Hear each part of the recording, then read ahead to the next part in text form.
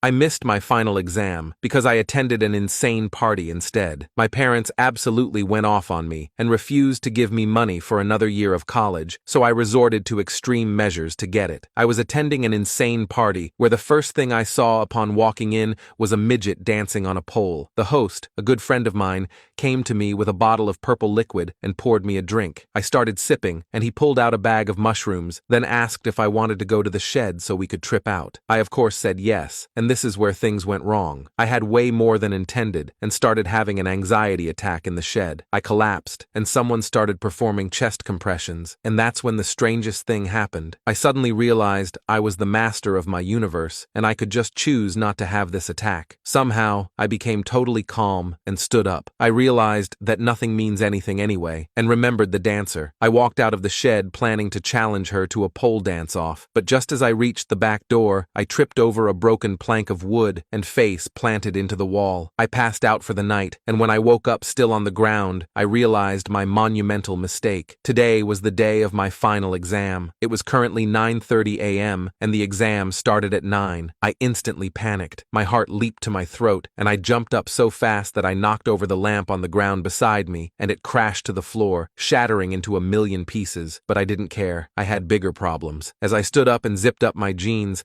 I realized I was wearing one shoe and couldn't find the other. I tore the garden apart and finally spotted it under the plank of woof. I grabbed it, threw it on, and bolted out, still half in a daze. I got outside, and that's when I noticed something that made my stomach drop even more. My car keys? Yeah, they're locked inside my car. I don't even remember how that happened. All I know is that I'm standing there, hungover as hell, with no way to get to my exam. I start running, praying that I can somehow make it in time. There's a bus stop a few blocks away, so I sprint towards it, hoping that I can catch the next bus. But of course the bus was delayed. Apparently there was some accident on the route, and there was no telling when it would show up. At this point, I was desperate. I tried to call a rideshare, but when I found a driver near my location, my phone hit 1%. I rushed to press submit, and it started asking me for my credit card information. I reached for my wallet and ripped it open to get my credit card before my phone died. Just as I was putting in the numbers on the back of my car, my phone died. So I was standing there, out of breath, with no car, no phone, and no time. I didn't know what else to do, so I started running toward campus. It was 2 miles away, and I was not exactly in marathon shape, but I had no other choice. As I was running, I almost got taken out by some cyclist who was not paying attention. I dodged him, but then I tripped over some uneven pavement at a construction site, and I went down hard. I'm talking face first into the dirt, my ankle twisted, and my clothes were covered in mud. But I didn't have time to feel sorry for myself. I got up, limping now, and tried to keep going. By the time I finally got to the exam center,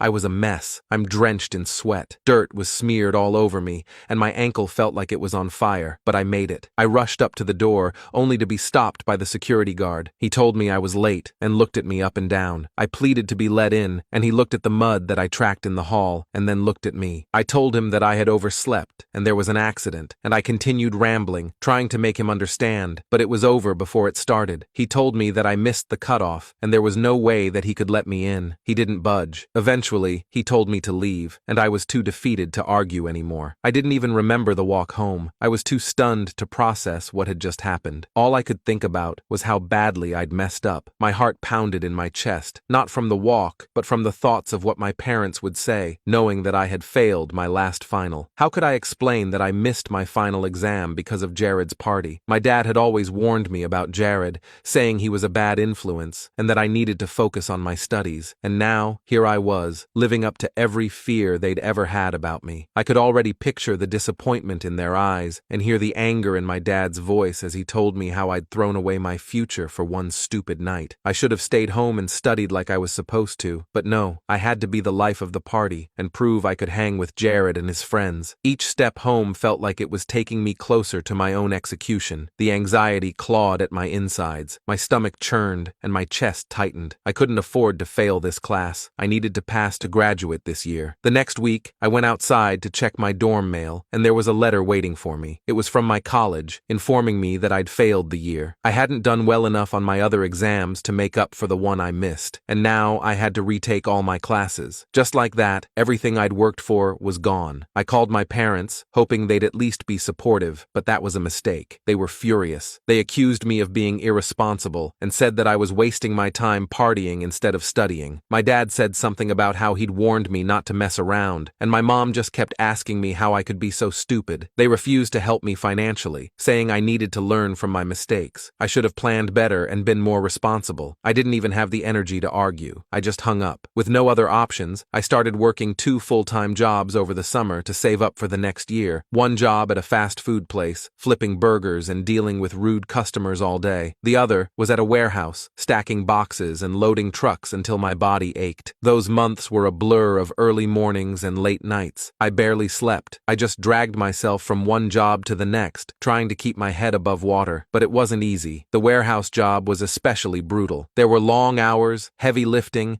and supervisors who didn't give a damn about how tired you were. One day, I was moving a stack of boxes when they suddenly tipped over and crashed down on me. I ended up with a nasty wound on my arm that needed stitches. It slowed me down, but I couldn't afford to take time off, so I just powered through. The exhaustion started to eat away at me. Physically, I was drained, constantly sore, and running on fumes. Emotionally, I was a wreck. Every time I saw my parents, they'd criticize me, call me a failure, and remind me of how disappointed they were. They'd always been strict, but now it felt like they'd completely given up on me. I tried not to let it get to me, but it did. I started to feel like I was stuck in a never-ending cycle of disappointment. No matter how hard I worked, it never seemed to be enough. I'd lie in bed at night, staring at the ceiling, wondering how everything had gone so wrong, how I'd let one stupid mistake ruin my life. About halfway through the summer, I started noticing something strange at the warehouse. There was this guy, a coworker I hadn't really noticed before, who always seemed to be watching me. Not in a creepy way, but like he knew something I didn't. One day he came up to me while I was on break, sitting on a stack of crates trying to stay awake. He introduced himself as Ben and asked how I was holding up. I shrugged, gave some half-hearted response, and went back to staring at my coffee. But Ben didn't leave. Instead, he started talking about how he'd been in a similar situation when he was younger. He told me about how he'd screwed up, partied too hard, missed out on being an electrical engineer, and ended up working at the warehouse to make ends meet. At first, I didn't really care. Everyone's got a sob story, I thought. But then he said something that caught my attention. You know,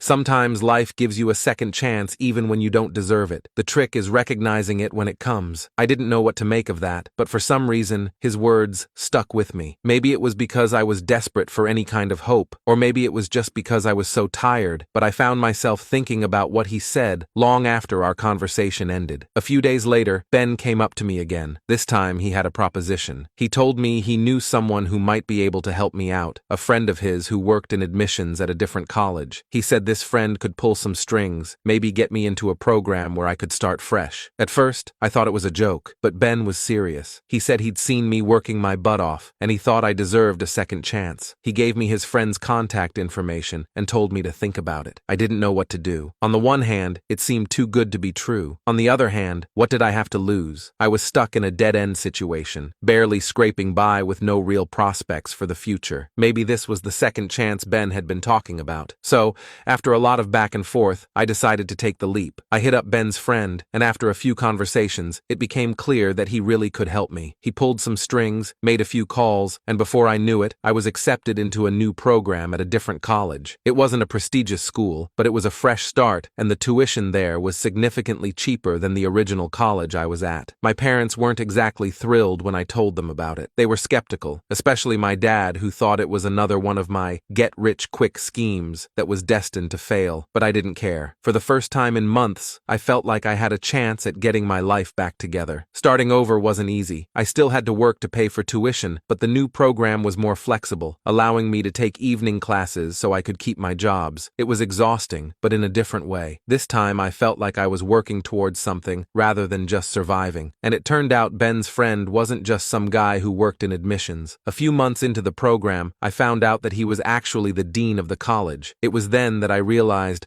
that Ben wasn't just helping me out of the goodness of his heart. He saw potential in me, even when I couldn't see it myself. As the months went by, things started to turn around. My grades improved, I got more comfortable balancing work and school, and slowly, I started to feel more confident in the path that I took. One day, while I was at work at the fast food place, Jared walked in. I hadn't seen him since the night of the party. He looked different, like life had hit him hard too. We talked for a while, catching up, and he told me about how things hadn't exactly gone well for him either. After the party, he'd spiraled a bit, dropped out of college, and was now working at his dad's auto shop. He apologized for what had happened that night, saying he felt guilty for pushing me and not making sure I got home safely. It wasn't his fault, not really, but it was clear he was carrying some of the guilt with him. He even offered to help me out financially, saying his dad's business was doing well and he could afford to lend me some money. I was tempted, but I turned him down. I didn't want to go down that road again, relying on someone else to bail me out. Besides, I was doing okay on my own for the first time in my life, and I didn't want to mess that up. We left on good terms, but seeing Jared like that made me realize how easily things could have gone the other way. If I hadn't met Ben, if I hadn't taken that chance, I could have ended up in the same situation or worse. The rest of the year flew by. Eventually, I made it through the program. It wasn't easy, and there were plenty of times when I wanted to give up, but I didn't. I couldn't. Graduation day was bittersweet. My parents were there, but our relationship was still strained. Sure, they were proud of me, but the distance between us hadn't gone away. I think part of them was still waiting for me to screw up again. I couldn't blame them. I'd given them plenty of reasons not to trust me in the past, but even with all that, I felt a sense of accomplishment. I'd made it. I'd taken the second chance I'd been given, and I'd made the most of it. And in the process, I learned more about myself than I ever could have imagined.